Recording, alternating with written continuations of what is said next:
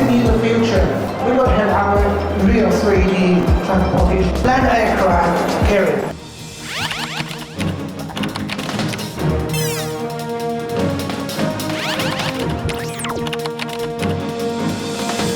We'll move from supervised full self-driving to unsupervised full self-driving, where the car, you could fall asleep and wake up at your destination.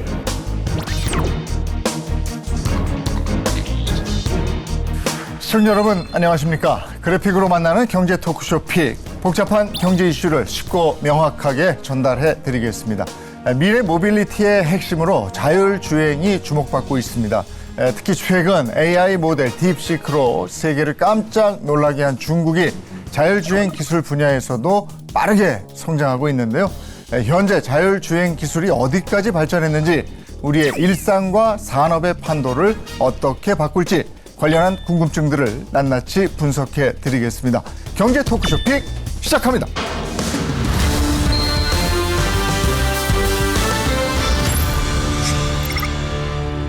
네, 오늘 함께 해주실 분들 소개해 드리겠습니다. 먼저 국민대학교 자동차 운송 디자인학과 권영주 교수님이세요. 어서 오세요.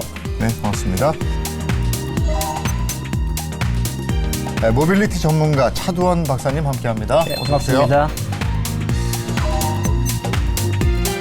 네, 그리고 이슈를 보다 쉽게 전해줄 이정호 기자입니다. 어서 오세요. 안녕하십니까. 네, 근데 이게 자율주행 차량이라는 것이 기본적인 기술이 AI 기술이 또 들어갈 네. 텐데, 지금 전 세계를 놀라게 한 중국의 AI 모델 딥시크, 뭐 다들 깜짝 놀랐죠. 근데 저 비용으로 어떻게 저걸 만들어내지? 이렇게 생각을 하고 있는 건데, 자율주행 산업에 영향을 미치지 않겠습니까? 영향을 미치겠죠. 왜냐하면 우리가 보통 자율주행의 3단계의 과정을, 첫 번째는 사물을 인식해야 되잖아요. 네. 그러니까 인식을 먼저 하고 데이터를 기반으로 이제 AI가 판단을 네. 해야 되잖아요. 그 다음에 나머지 제어하는 영역은 기계적인 제어 영역이니까 잘 하면 되는데, 근데 판단의 영역에서 그 칩이나 또는 그 칩의 연산작용들을 모든 걸 했을 때 좀 저렴하게 할 수 있다면 그만큼 이 서비스를 만들어 내려고 하는 사업자 입장에서는 비용이 떨어지는 거잖아요. 네, 네. 앨런 머스크는 예를 들어서 미국에서 A에서 B까지 10km 이동할 때 우리 1,000원 받을게 그러는데 중국 갔더니 똑같은 비용인데 우린 300원 받을게. 그렇죠. 이렇게 되면 이제 아무래도 서비스 질적 측면에서 뒤질 수밖에 없으니까 이제 그런 부분들을 우려를 하고 있는 거죠. 네. 관심을 받는 이유 중에 하나, 사실은 이제 미중 갈등 속에서 미국이 반도체 AI 칩의 공급을 미국에 제한을 하면서 그 제한된 상황에서 중국이 딥시크를 만들었다. 물론 이제 뭐 비용 측면에 대한 뭐 논란은 있지만 그 자체가 사실은 굉장히 놀라운 거고, 이런 것들이 과연 AI 부분에만 발생할 것이냐. 중국이 미국을 이기겠다 굉장히 지금 많은 전략을 펴고 있는데 뭐 다른 데서도 가능하지 않을까라는 그런 가능성을 사실은 더 무서워하는 거죠. 근데 또 하나 저는 이걸 보면서 중국이 대단하다 싶은 게, 이 인력들이 중국 국내파라는 거 아니에요? 중국 엔지니어들을 만나보면, 제가 처음 중국 엔지니어들하고 일했던 경험이 20년이 조금 넘었을 때였는데, 그때랑 지금 주니어들하고는 어떤 일하는 태도라든가 이제 사람을 대하는 태도, 이런 것들이 굉장히 다르더라고요. 그래서 저도 굉장히 놀랐는데, 제가 좀 선입견이라고 해야 될지 모르겠지만, 과거에 일했던 분들은 중국 분들 같다라고 생각을 했었는데, 지금 이렇게 만나보면 중국 사람이라는 생각들이 안 들어요. 중국이 진작부터 자율주행 산업 육성에 공을 들이고 있다, 이 얘기는 뭐 들어왔는데, 현재 기술 수준이 어느 정도입니까? 사실 지금 전 세계에서 자율주행을 상용화한 나라는 이제 대표적으로 미국하고 중국이 있는데, 우리가 중국은 지금 21개 도시에서 로보택시를 운행을 하고 있단 말이에요. 그런데 2019년에 자율주행 기업 순위를 한번 매겨본 적이 있는데, 그때 중국의 바이두라는 회사는 8위였습니다. 그런데 2023년에 순위를 매겨보니까 그 사이에 엄청나게 올라와서 3위까지 치고 올라왔고요. 지금 2021년 기준으로 중국의 누적 상용 거리는 이미 뭐 1억 킬로미터가 넘으니까 1억 킬로미터를 운행하면서 지금까지 쌓았던 데이터만 봐도 어마어마한 거죠. 그 데이터 기반으로 빠르게 성장을 하고 있다, 이렇게 이제 해석을 할 수 있는 거죠. 중국이 미국보다 몇 년 늦게 시작한 거잖아요. 자율주행은 정확히 이제 5년 늦게 시작을 했는데요. 최근에는 이제 중국의 자율주행 티핑 포인트를 2027년으로 보고 있습니다. 제가 중국 자율주행 차를 좀 많이 타봤는데요. 단거리 말고 좀 장거리를 타봤는데, 웬만한 조건, 저희가 또 엣지 케이스라고 좀 위험하거나 특수한 상황에서도 저보다 운전을 좀 잘해가지고 개인적으로 계속 좀 놀란 부분이 있었고요. 그리고 아마 내년 혹은 올해에는 이제 수익을 창출하지 않을까라는 이제 업체들의 아주 어그레시브한 도전적인 지금 전략을 펴고 있습니다. 자율주행 기능에도 단계가 있다고 들었거든요. 네네네. 그 제가 타고 있는 차도 왜 속도 이렇게 맞춰놓고 네네. 하면은 앞에 가면 가고 최고 속도는 거기에 맞춰져 있고 네네. 차선도 이렇게 자기가 움직이면서 가더라고요. 요건 몇 단계예요? 예전에 이제 2단계라고 불렀는데요. 이제 많은 분들이 자율주행 기능이라고 오인을 하면서 사고가 많이 나면서 이제는 지금 말씀하신 2단계는 ADAS 첨단 운전자 보조 시스템이라고 부를 수 있고요. 이제는 레벨 3부터 사실 이제 자율주행이라고 얘기를 합니다. 그래갖고 저희 영화에서 예전에 전격제 틀 때 나오는 키트는 레벨 5. 부르면 오고. 네, AI 기능까지 겸비가 돼서 제가 질문하면 모든 걸 알려주는 거 레벨 5고요. 그다음에 저희가 일반적으로 자율주행이라고 부르는 뭐 로보택시나 로보트럭 같은 경우는 이제 레벨 4라고 얘기를 하고 있는데요. 최근에는 지금 말씀하신 과거에 레벨 2 말고 이제 레벨 2 플러스, 레벨 2 플러스 플러스 플러스, 레벨 2.9 굉장히 좀 다양한 기능들이 나오고 있어요. 아, 그래요? 테슬라의 오토파일럿처럼 자동 차선을 변경을 한다거나 약간 ADAS보다는 기능을 더 제공해주는 이런 시스템이 나오고 있습니다. 이유는 뭐냐면 레벨 3는 사고가 나면 제조사 책임이에요.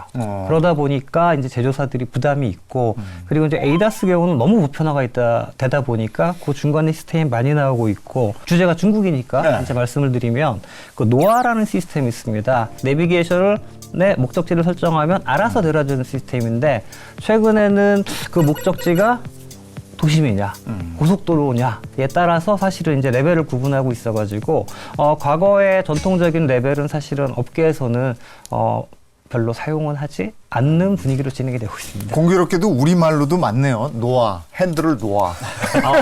아니 이게 좀 쉽게 설명을 하면 이런 그러시네요. 거예요. 우리가 보통 운전할 때 손과 발을 쓰잖아요. 그러니까 손과 발을 어떻게 안 쓰게 만들 거냐. 마지막에 쏘는 게 이제 눈인데 이제 눈까지 쳐다보지 마라. 그럼 마지막 남는 영역은 판단의 영역이잖아요. 그러니까 판단을 누가 할 거냐에 따라 가지고 그냥 단계를 구분하는 겁니다. 그럼 지금 상용화된 건 어느 단계예요? 상용화라는 게 사실은 정의가 굉장히 다양한데요. 저희가 일반적으로 국내에도 이제 일부 좀 서비스가 제공이 되고 있고, 중국, 미국에서 많이 돼 있는 건 레벨 4 단계로 보시면 됩니다. 가장 많이 자율주행차가 돌아다니는 도시가 우한이에요? 우한은 어떤 모습입니까? 우한은 지금 어떻게 보면 중국 내에서 자율주행의 천국? 그러니까 미국의 자율주행 최대 도시가 샌프란시스코 얘기하잖아요. 거의 뭐 샌프란시스코에 버금가는 최대 자율주행 도시가 되고 있는데 이미 거의 한 1000대에 가까운 무인 로보택시가 운행이 되고 있어요. 그러니까 우한 가시면 앱을 통해서 호출하시면 됩니다. 그러면 아무 운전자도 없는 차가 와서 목적지까지 잘 태워다 줍니다. 물론 뭐 처음에 타시는 분들은 갈 수 있어 이거? 하고 불안불안하겠지만 이용해 보신 분들은 괜찮은데? 라고 해서 이용자 건수가 급격히 증가를 하고 있는 거죠. 이렇게 가능한 게 뭐냐면 단순하게 자율주행 기업만이 나선 게 아니라 이 중국 정부가 그 클라우드 서비스를 만들어 가지고 아예 도로의 모든 통제권, 그다음에 교통제어 시스템을 다 하나로 연결을 해준 거예요. 그러다 보니까 운행하는 서비스 업체 입장에서는 자신들이 다 파악해야 될 정보를 정부의 인프라의 데이터 가지고 미리 제공받으니까 그만큼 판단의 영역에서 좀 쉽게 판단해서 목적지까지 접근할 수가 있게 되는 거죠.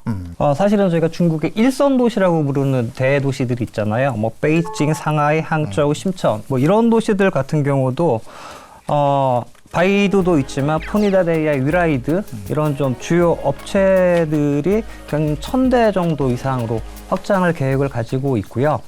캘리포니아 같은 경우는 마침 지난주에 작년 동안에 자율주행 운행 실적이 발표가 됐습니다. 약 4000대가 작년에 이제 운행이 됐고요. 그리고 2413대의 자율주행차, 운전자가 있는 자율주행차 같은 경우에는 450만 마일, 그 외에 이제 드라이버리스, 운전석이 없거나 아니면 운전자가 없는 이런 자율주행차들이 최근에는 이제 주류로 중국도 미국도 자리를 잡고 있습니다. 네.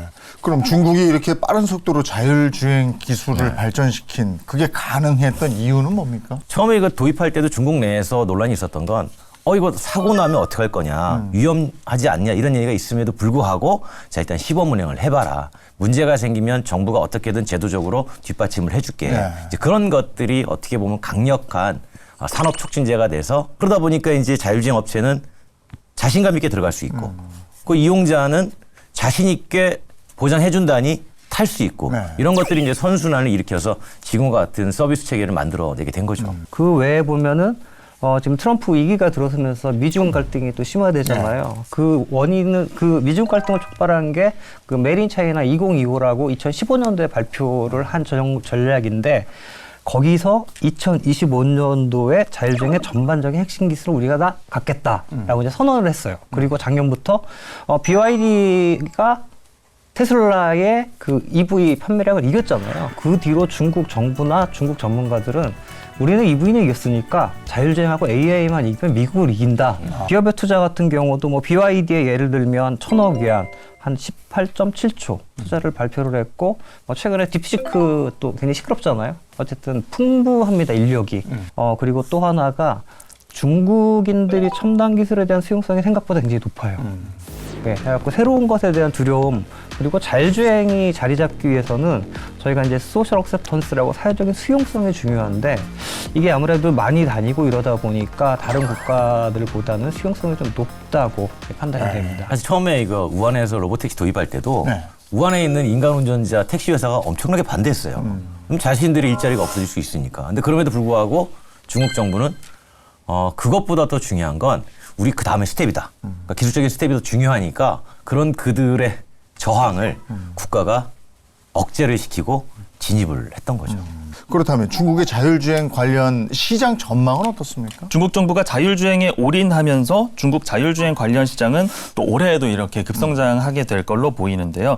중국의 한 증권사의 보고서에 따르면 중국의 자율주행 차량 관련한 시장이 올해 약 7,295억 위안. 이 가운데 자율주행 차량의 비중이 대부분을 차지해서 약 6,451억 위안, 한화 122조 원에 달할 걸로 보이는데요. 이게 5년 뒤인 2030년에는 자율주행 차량 시장 단독으로만 약 385조 원까지 성장할 것이라는 전망이 나오고 있습니다. 아까 말씀드린 메이드 인 차이나 2025 말고요. 듀얼 서큘레이션이라는 정책이 있습니다. 원이 두 개가 있는데 자기네 경제 시스템은 하나는 내수로 돌리겠다고요. 하나는 수출로 돌리겠다는 전략이 이미 2020년대 초반에 세팅이 돼가지고 이 자동차나 자율주행 산업도 그거에 맞게 사실은 이제 포지셔닝을 하면서 전략을 추진하고 있는 거죠. 테슬라도 지금 중국에 진출해 있잖아요. 예. 테슬라는 막지 않는 모양이죠. 중국에서 그냥 테슬라도 하게 놔두는 모양이죠. 처음에는 막았죠.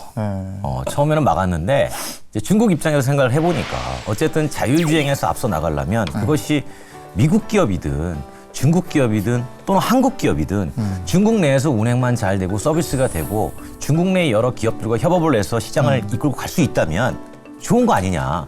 처음에 테슬라도 무언가 우려가 있었는데 이렇게 허용을 해줬죠. 데이터만 미국으로 빼지 마라. 그러니까 외부로 빼지 나가지 않는다면 얼마든지 중국 내에서 테슬라가 로보택시 사업을 해도 괜찮다라고 이제 허용을 해준 거죠. 근데 이 자율주행차 산업의 완성차 업체뿐이 아니고 요즘에는 이제 빅테크 업체들도 적극적으로 뛰어들고 있는데 이건 어떤 상황입니까? 대표적으로 뭐 화웨이하고 체리 자동차는 럭시드라는 브랜드를 만들고 있고 바이두하고 지리 자동차는 뭐 찌유에라는 브랜드를 만들고 있고 화웨이하고 또 중국의 배터리 기업인 닝더스다이하고 창안 자동차는 또 아바타라는 브랜드를 만들어 가지고 중국에 판매하고 있는데 아마존 마찬가지고 미국 죽수가 있는데 이런 기업들의 끝은 결국은 다 로보택시 사업이에요. 그러니까 자신들이 만든 자동차에다가 지능을 씌워서 이걸 운송 사업에 투입해서 누구든 돈을 내고 이 차를 이용하세요. 그러니까 운송 사업의 영역으로 들어가려면 궁극적으로는 운전자를 배제하고 로봇에게 운전을 맡김으로써 사고를 떨어뜨리고 비용을 감소시키고 그다음에 이용료를 조금씩 높여받고 그럼 수익이 나잖아요. 이제 그쪽으로 가고 싶은 거죠. 미국하고 중국의 자율자동차 경쟁 상황이 어때요? 네. 중국이 미국의 기술 수준을 앞섰다라고 이제 막 너도 나도 이제 경쟁적으로 보도를 하면서 중국의 정말 많은 유튜버들과 언론들이 굉장히 많이 이제 방문을 하셨었죠. 우리나라도 이제 마찬가지인데 그러면서 이제 중국이 낫다, 미국이 낫다라고 이제 판단하기는 어려운 게 그 자율주행차들이 현지에 최적화돼 있기 때문에 가져와도 이제 그 현지화 로컬라이제이션을 해야 되거든요. 단 이제 그 미국 상무부가 바이든 말기에 이제 중국하고 러시아의 커넥티드카 하드웨어 소프트웨어 시스템 수입 금지 규제를 발표했습니다. 그래갖고 소프트웨어는 2021년 모델, 하드웨어는 2030년 모델 연도에 이제 적용을 해가지고 수입을 하지 마라. 라고 이제 만들었는데 사실은 지금 분위기면 좀 지켜는 봐야 되겠지만 정권 교체됐잖아요. 네. 그리고 이제 어쨌든 우리 일론 머스크가 최측근으로 있고 하기 때문에 규제 상황을 조금은 지켜봐야 되지 않나라는 의견들이 좀 나오고 있습니다. 지금 말씀하셨지만 트럼프 2기가 시작이 되면서 자율주행 규제 완화 얘기가 네. 나오잖아요. 네. 지금 이렇게 되고 있습니까? 테슬라 같은 경우는 어쨌든 뭐 자율주행 레벨 4라고 얘기하는 FSD가 좀 활성화가 되고 이거를 이용한 사이버캡이라는 로보택시가 P2P로 쉐어링이 되는 게 앞으로의 미래 먹거리거든요. 네. 그렇기 때문에 이게 활성화되려면 사실은 규제는 굉장히 많이 풀려야 되고 또 하나는 뭐냐면 사고 데이터들이 사실은 많습니다. 테슬라가. 이 사고 조사를 간소화하겠다는 얘기까지는 나왔고요. 아직 이제 자율주행 규제를 어떻게 풀고 세팅하겠다까지는 나오진 않았는데 긍정적이라 그래야 되나요? 일론 머스크 관점에서는 약간은 좀 그런 부분은 진행이 되고 있지 않을까라는 이제 뭐 생각은 하고 있습니다. 사실 앨런 머스크는 운전석도 없고 페달도 없고 스티어링 휠도 없고 그냥 사람을 A에서 B까지 우리가 이동을 시켜줄게 하는 사업을 하고 싶은데 지금까지 미국 정부는 어떤 규제를 했냐면 아니야. 페달도 있어야 되고 스티어링도 있어야 돼. 왜냐하면 만약 급할 때는 누군가가 인간이 그 역할을 맡아야 된다라고 해서 그 규제를 갖고 있었어요. 그런데 이제 트럼프 정부 들어서 앨런 머스크가 요구하는 건 봐라.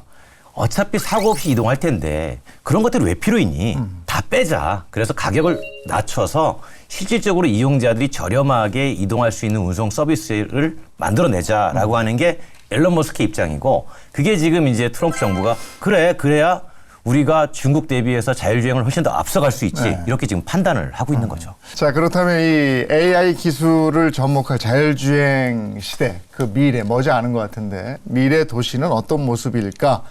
관련 내용을 이정호 기자가 정리했습니다.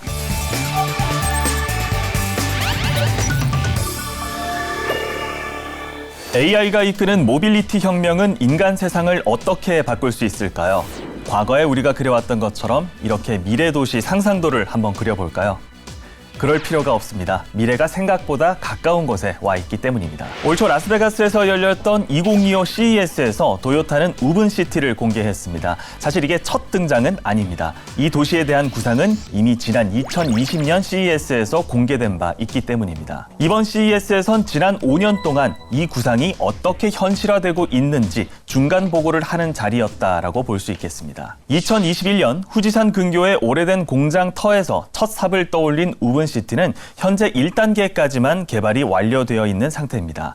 전체 면적은 21만 평이고요. 흔히 하는 표현을 빌리자면 축구장 100개에 달하는 면적입니다. 올가을 도요타 직원 100명이 첫 입주를 하게 될 거고 이후 만약에 계획대로 잘 진행이 된다면 1년 이내에 2천여 명이 해당 도시에서 직접 거주하게 됩니다. 우븐시티는 하나의 거대한 실험실과도 같습니다. 그리고 그 실험의 주제는 인공지능이 인간 세상을 어떻게 관리할 수 있는가라고 볼 수 있겠습니다.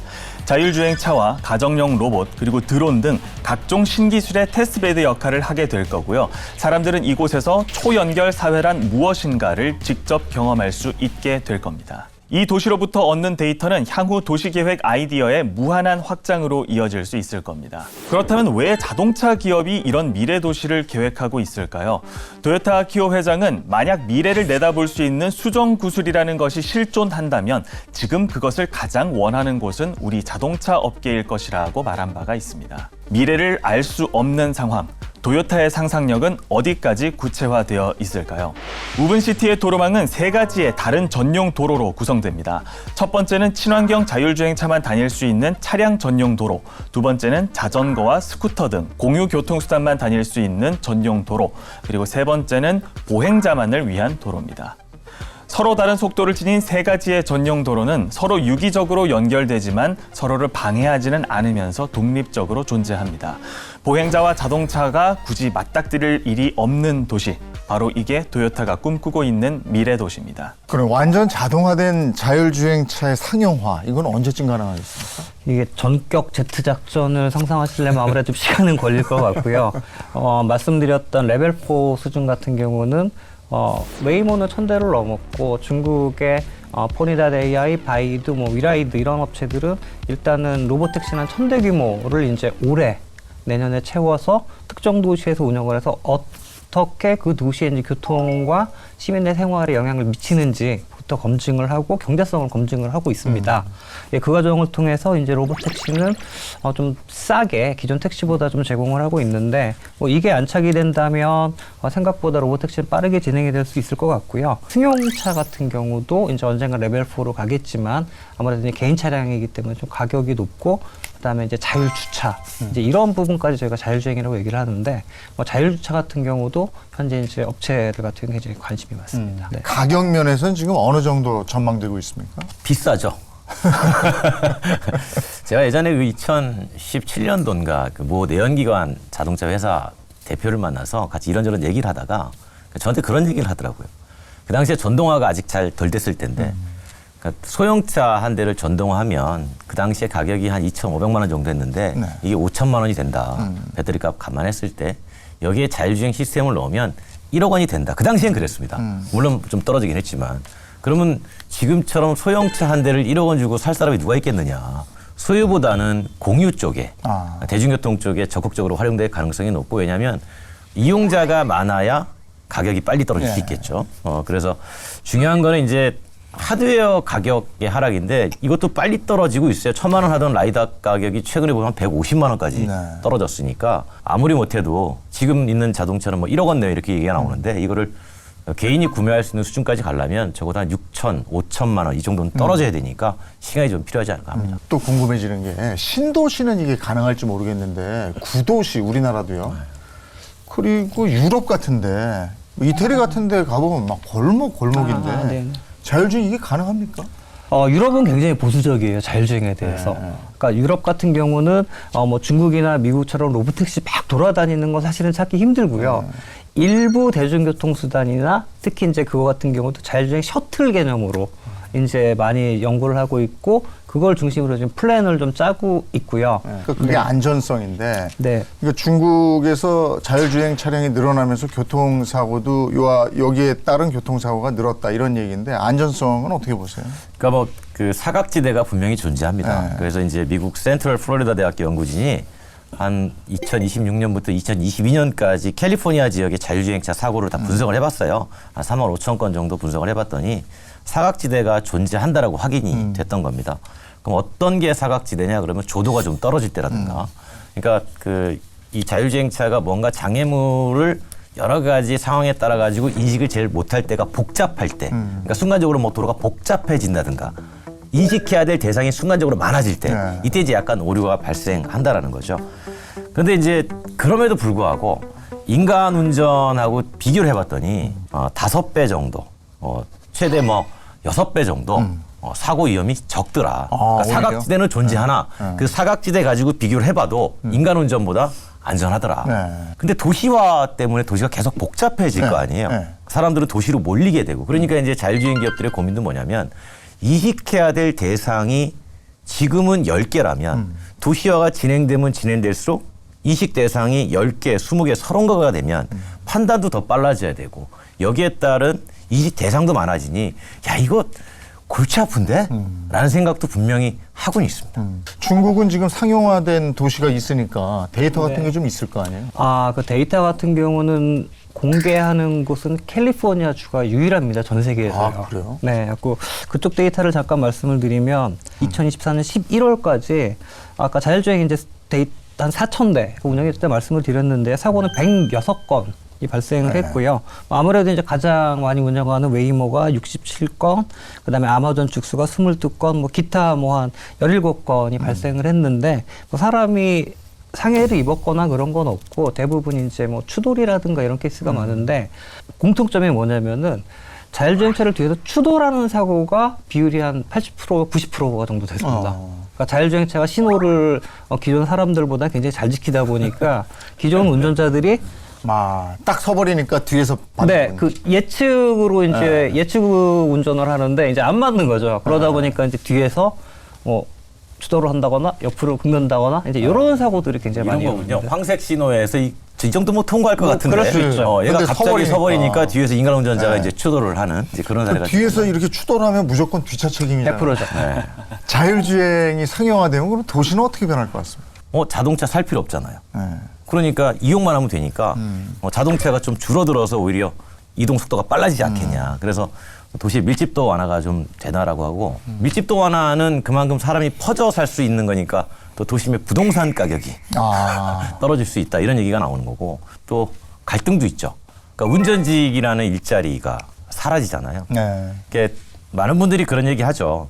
에너지가 전기로 바뀌는 건 그냥 역사적으로 에너지가 바뀌는 에너지 전환의 하나일 뿐이지만 우리가 탈 것이 등장한 이후로 가마도 앞에 가마꾼이 있었던 것처럼 지금까지 조종자가 없었던 시대는 단 한 번도 없었기 때문에 그러네. 그 인간 운전자의 일자리가 사라지는 이거에 대한 갈등은 반드시 나타날 수밖에 없다. 그런 얘기를 많이 하죠. 그 1차 변화가 택시. 그죠? 네, 그다음에 이제 주차장 지금 말씀하신 거 들어보니까 그러면 아파트의 구조도 나중에 또 바뀌겠네요. 예를 들어서 저희가 뭐 대형 건물에 간다고 생각을 하면 주차장을 들어가서 주차 위치를 찾아서 차를 주차를 하고 다시 내 목적을 위해서 건물에 들어오기까지 네. 대형 건물이 20-30분 걸리잖아요. 맞아요. 근데 이제 입구에 차 내려놓으면 알아서 가서 저는 볼일을 보고 이건 정말 굉장히 편리하네요. 1시간 이상은 세이브할 수 있잖아요. 그래서 이제 그런 부분이 사실은 굉장히 많은 관심을 받고 뭐 자율주행이 상용화되면 사람들은 아마 시간을 세이브하는데 굉장히 많은 목적을 둘 거고요. 앨런 머스크는 그 얘기하는 거 아닙니까? 그렇게 해서 백화점 들어가 쇼핑하세요. 그럼 차 1시간 반 주차돼 있는 거 끌고 와서 영업 좀 시킬게요. 딴 데 쓴다. 네. 네. 그리고 돈 벌어드릴게요. 그러니 뭐 우리가 대중교통 체계가 뭐가 필요 있겠습니까? 라고 하는 게 이제 앨런 머스크의 주장이에요. 네. 그뭐 일견 또 맞는 얘기이기도 하네요. 한 1시간 정도 예정돼 있으면 1시간 영업 뛰고 오는 그렇죠. 거죠. 나가서 네. 돈 벌어드릴 테니까. 그렇죠. 네. 자, 그러면 이제 우리나라로 와서 지금 중국하고 미국하고 저렇게 막 날아다니고 있는데 우리는 어느 정도 수준일까? 사실 사업 자체가 어려워요. 왜냐하면 일단 기본적으로 우리나라는 자율주행에 대한 규제가 상당히 많은 나라이기 때문에 그리고 이제 수익 내려면 일단은 이동 로봇택시 투입 대수가 좀 나와야 줘야 되잖아요. 근데 지금 상용화돼서 운행되는 건 한 4대 정도 됩니다. 4대에서 뭐 조금 더 되는데 근데 그 4대 할 때도 택시업계 갈등이 상당했던 거죠. 그러니까 얼마 안 되니까 내둔 거지. 예를 들어서 중국처럼 500대 들어간다. 이러면 그때부터 우리는 사회적 갈등이 벌어질 수밖에 없어서 이 문제를 선제적으로 해결하지 않으면 기술 수준이 아무리 높아도 현실에서는 조금 보기 어렵지 않을까 그런 생각을 해보는 거죠. 우리도 미미하지만 그래도 국내 곳곳에서 네. 자율주행 시범 사업은 꾸준히 하고 있잖아요. 자율주행 시범운행지구라고 해가지고 뭐 고속도로도 지정을 할 수 있고요. 45개 지구가 지금 지정이 돼 있고요. 작년 9월 기준으로 66개 기관 445대의 자율주행차가 임시운행 허가를 받았습니다. 제가 판단하기에는 지금 한 500대 조금 안 되는 수준으로 알고 있는데요. 뭐 그 차가 지금 다 자율주행 운행을 하고 있는 건 아니고요. 현대 기아차가 가만히 있진 않잖아요. 그럼 해외 기업하고 합작해서 뭐 그쪽에서는 하고 있는 거 아니에요? 근데 자율주행이 되면 직접 운송 사업에 들어갈 수 있잖아요. 그러니까 들어갈 수 있을 때 IT 기업은 자동차라는 하드웨어를 만들기 싫고 나는 서비스만 하고 싶고 이랬을 때 얼마든지 그런 수요가 있는 회사하고 손을 잡을 수 있는 거죠. 그러니까 대표적으로 현대자동차가 미국의 구글하고 웨이모하고 손을 잡은 것도 이런 거죠. 웨이모 자체도 직접적으로 운송 서비스 영역에 들어가서 하고 있지만 그 투입되는 차들을 보면 다양한 차종들이에요. 기존에 있던 차 개조해서 만든 거니까. 반도체에서도 반도체 설계만 하는 펜미스가 있고 만들어주는 파운드리가 있는 것처럼 이제 자동차 부문에서도 이제 기존의 제조사는 내가 직접 시스템을 설계해서 투입하는 운송 사업자이자 내가 운송 사업자에게 내 제품을 판매하는 이런 어떤 위탁 생산, 파운드리의 역할 같은 거를 동시에 수행하게 되는 거죠. 우리나라 자율주행차 시장은 어떻습니까? 전망이 어떻습니까? 코트라 산하의 국가 투자 유치 기관 인베스트 코리아의 자료에 따르면 한국의 자율주행차 시장은 2020년 1,500억 원 정도의 규모에서 연평균 40%씩 빠르게 성장을 하고 있어요. 그래서 2035년에는 뭐 한 26조 규모까지 이렇게 성장할 걸로 전망을 하고 있습니다. 근데 이제 문제는 앞서 말씀해 주셨다시피 역시 규제가 되겠는데요. 미국과 중국 같은 경우는 이제 자율주행 산업의 주도권을 놓고 아주 치열한 경쟁을 벌이고 있는데 우리나라 같은 경우는 좀 보수적인 규제 환경에 묶여 있어서 앞으로 이런 선두주자와의 격차가 좀 더 벌어질 수도 있다는 우려가 나오고 있는 상황입니다. 네. 그 반도체. 이 반도체가 자율주행차의 두뇌다 이러는데 이건 어떻습니까? 이 분야에서 경쟁력은 어떻습니까? 글로벌 컨설팅 업체 맥킨지에 따르면 세계 자율주행 차량용 반도체 시장은 2019년 110억 달러 수준에서 2030년 5년 뒤에는 290억 달러 규모까지 커질 것이라고 내다보고 있습니다. 그리고 뭐 현대자동차 같은 경우는 지금 자체 개발하고 있는 자율주행용 반도체의 생산을 향후 뭐 삼성전자 파운드리 사업부에다가 이제 맡기는 방안을 논의를 하고 있는 걸로 알려졌는데요. 뭐 현대차 같은 경우는 이번 협력을 통해서 안정적인 국내 공급망을 확보할 수 있을 걸로 기대를 하고 있고 삼성전자 역시 현대자동차를 주요 고객으로 확보하게 된다면 자율주행 시장에서 입지를 강화할 수 있을 걸로 기대하고 있습니다. 자율주행차에는 일반 차보다 훨씬 많은 반도체가 들어갈 거 아니에요? 10배 정도 들어가죠. 그 테슬라가 성공했던 이유 중에 하나가 반도체를 자체 설계하거든요. 그리고 이제 전문업체 파운드리 생산을 하다 보니까 아무래도 시스템을 업그레이드하거나 그다음에 이제 반도체 교체할 때 굉장히 좀 민첩하게 했다라는 게 사실은 이제 테슬라 수직 계열화의 성공의 요인이었고 그러다 보니까 이제 중국 업체들 같은 경우도 최근에 이제 같은 동향으로 돌아서고 있고 국내에서도 이제 그 검토가 진행되는 걸로 보시면 될 것 같습니다. 우리나라는 그럼 자율주행차 경쟁력 확보를 위해서 뭐가 우선돼야 됩니까? 지금도 사실 우리나라 기술 수준에서 상용화 하려면 할 수 있습니다. 그런데 그 하는 과정에서 사회적 합의가 필요하다는 거죠. 미국의 샌프란시스코에서 구글이 로보택시를 유상운송 들어갈 수 있었던 이유는 샌프란시스코 도시 내에 택시 운행 대수가 작아요. 그러니까 저항이 크지 않았다는 거죠. 마찬가지로 중국도 정부의 의지가 워낙 막강했기 때문에 그 시장에 들어갈 수 있었던 거죠. 근데 우리는 잘 아시겠지만 운송 사업의 영역이 워낙 제조와 서비스 영역이 오랜 시간 동안 분리되어 왔었기 때문에 이게 이제 이해 당사자 간에 공통된 합의가 있어야 되는데 이런 합의는 국회에서 공론화위원회 같은 게 만들어져가지고 우리가 로드맵을 만들어야 된다. 안 그러면 기업은 운송 사업의 영역 때문에 인간 운전자 일자리 때문에 눈치 봐서 못 들어가고 정치권은 이 택시는 투표권이 없잖아. 투표권은 얘는 없어. 사람이 있는 거지. 그러니까 그쪽에 집중할 수밖에 없고 그러다 보면 계속 우리는 늦어지게 된다는 거죠. 진짜 자율주행 택시는 투표권이 없네. 거기 사람이 타고 있어야 투표권이. 예를 들어서 운송 사업자가 시스템 만드는 사람이 10명이고 택시가 1000대면 1000대는 투표권이 없어요. 10명의 투표권이 있는 건데 인간 운전자는 1000명의 택시 운전자가 있으면 이분들은 투표권이 있잖아요. 일단 뭐 쉽지는 않습니다. 정부 사업으로 2027년까지 추진되는 자율주행 혁신 사업이라고 있는데 한 1조 정도가 투자가 되고 있고요. 미국 같은 경우는 자율주행 시작되고 현재까지 제가 러프하게 계산을 해보니까 한 55조 이상, 60조 이상이 이제 투자가 됐고 중국도 만만치는 않을 것 같아요. 이게 쩐의 전쟁인 영역입니다. 타봐야 합니다. 타봐야지 이게 뭐 반대할 건지 안 할 건지를 알 수 있는데 그것마저 별로 없다 보니까 우리나라 이제 뭐 해외 협력 이런 거 잘하잖아요. 좀 잘하는 업체들하고 협력을 하면서 국내에 이제 서비스할 수 있는 그런 좀 여건을 넓혀주고 계속 좀 기술을 팔로우해 나가는 패스트 팔로우 저희 잘하잖아요.